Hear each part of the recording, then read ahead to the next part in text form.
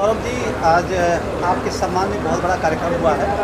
आपका चैनल की तरफ से स्वागत है। Thank you. सबसे पहले आप परिचय दीजिए। मेरा नाम सौरभ यादव है। मैं नैसारा का रहने वाला हूँ। मैंने अपनी प्रारंभिक शिक्षा यहीं गांव से की है और बाकी 10 के बाद मैंने अपनी पूरी शिक्षा दिल्ली से की है।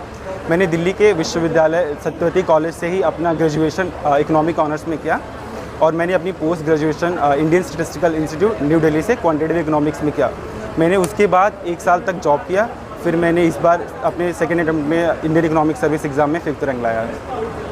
अभी आप इकोनॉमिक्स से हैं, आज की जो आर्थिक स्थिति है उसके लिए आप आगे चल करके क्या किस तरह का सुधार चाहते हैं? ठीक है, तो अगर गिवन अपना करंट जो सिनारियो इंडियन इकॉनमी का, तो अपने इंडियन इकॉनमी में टैरिफ लगा है ट्रम्प के द्वारा, तो जिससे हमारे जो लोकल टेक्सटाइल है या फिर एग्रीकल्चर बेस्ड इकॉनमी है या फिर अदर लेबर इंटेंसिव इकॉनमीज़ है, उस पर थोड़ा सा इम्पैक्ट है, जिससे जॉब लॉस की प्रॉब्लम हो रही है। तो एज एन भविष्य में मेरा यही रहेगा कि हम अपने एक्सपोर्ट को थोड़ा सा डाइवर्सिफाई करें, ना कि किसी एक कंट्री पे डिपेंडेंट रहे। अपनी देश की एग्रीकल्चर व्यवस्था में थोड़ा सा रिफॉर्म लाए, जैसे कि हमारा अभी करंटली इंडियन एग्रीकल्चर कुछ ही क्रॉप्स पे निर्भर रहता है, हमें उसे डाइवर्सिफाई करना है। और सेकेंडरी हमारा जो वैल्यू चेन है बहुत ही नैरो है, तो हमें उसे थोड़ा सा ब्रॉडन करना है in terms of secondary product को वैल्यू एडिशन करने के लिए। तो इस पे हमें ध्यान देना पड़ेगा। बाकी थोड़ा सा एजुकेशन स्किलिंग वगैरह लोकल वर्क्स को देनी पड़ेगी, ताकि वो टेक्नोलॉजी के आने के बाद भी उनके जॉब में कोई इम्पैक्ट ना हो, बाकी वो कम्प्लीमेंट करें उनको आगे बढ़ने के लिए। सौरभ जी, अध्ययन करने का सिस्टम क्या है आपका? कितने घंटे आप स्टडी करते हैं? अच्छा, अगर मैं अपने प्रिपरेशन की बात करूँ तो ऑनेस्टली मैं बता रहा हूँ, सबको लगता है कि ये प्रिपरेशन वैसे तो टफ़ होती है, 10-10 घंटे पढ़ने पड़ते हैं, बट ऑनेस्टली मेरे को पढ़ना बहुत अच्छा लगता था। तो मैं जब जॉब में भी था तो मैं अपने ऑफिस से आने के बाद रात में 2 घंटे पढ़ लेता था। सुबह ऑफिस का टाइम 9 बजे था, तो मैं सुबह 7 बजे या 6 बजे उठ के सुबह मॉर्निंग में 2 घंटे पढ़ लेता था। तो मेरा वहीं से अपना फ्लो बना था। फिर जॉब के छोड़ने के बाद मैंने कंटिन्यूसली 7 या 8 घंटे रेगुलरली पढ़े।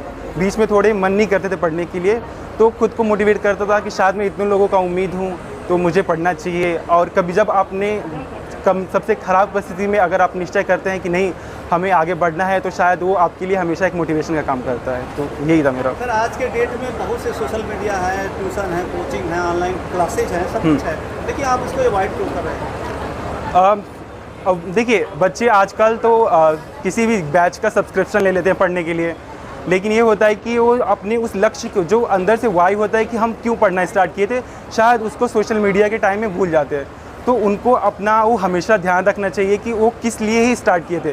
तो अपने उस लक्ष्य पर ध्यान रखें, अपने माँ बाप से बात करें ताकि उनको उनकी परिस्थिति का पता चले और हमेशा तत्पर रहे पढ़ने के लिए। सौरभ जी, आपका आइडियल कौन? मेरे आइडियल मेरे माँ बाप हैं और मेरे आसपास के लोग हैं, जिन्होंने मुझे हमेशा एज ए इंस्पिरेशन एक एग्जांपल देखा कि मैं आगे बढ़ूं, तो जिससे आस पास के बच्चे भी आगे बढ़े। तो शायद यही मुझे मोटिवेट करता रहा कि नहीं, मुझे अपने गांव के लिए कुछ अच्छा करना है, तो मैं ये सब किया। सौरभ जी, बैचलर डिग्री में आपने गोल्ड मेडलिस्ट अचीव किए थे, गोल्ड मेडल अचीव किया था, और हाँ। एमएससी करने के बाद आपने तमाम नौकरियों को छोड़ा भी है। तो क्यों छोड़ा आपने? देखिए, मैंने नहीं, मैं बताया ना कि मेरी जॉब काफ़ी अच्छी थी आईसीआईसी बैंक में, मुझे एनालिस्ट का काम बहुत अच्छा लग रहा था।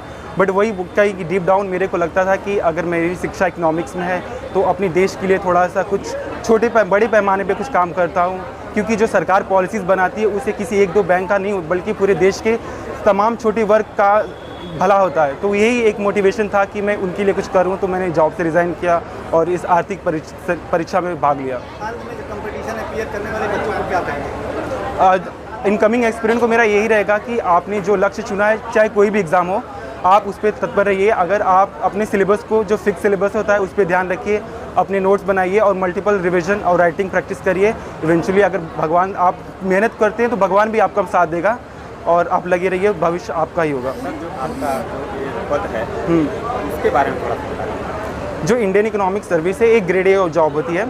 ये मोस्टली इंडियन मिनिस्ट्री जो है अपनी भारत की मिनिस्ट्री ऑफ एक्सटर्नल अफेयर्स हो गई या फिर डिपार्टमेंट ऑफ इकोनॉमिक अफेयर्स हो गया और अदर जो गवर्नमेंट रिलेटेड मिनिस्ट्रीज़ है उसमें काम होता है। तो ये मोस्टली जो हमारी देश की अर्थव्यवस्था निर्मला सीतारमण जी हैं, देश की फाइनेंस मिनिस्टर, उनके अंदर काम होता है। तो ये ग्रेड A1 की जॉब है, बस इसका डिपार्टमेंट इकोनॉमिक से रिलेटेड है। Thank you sir, thank you.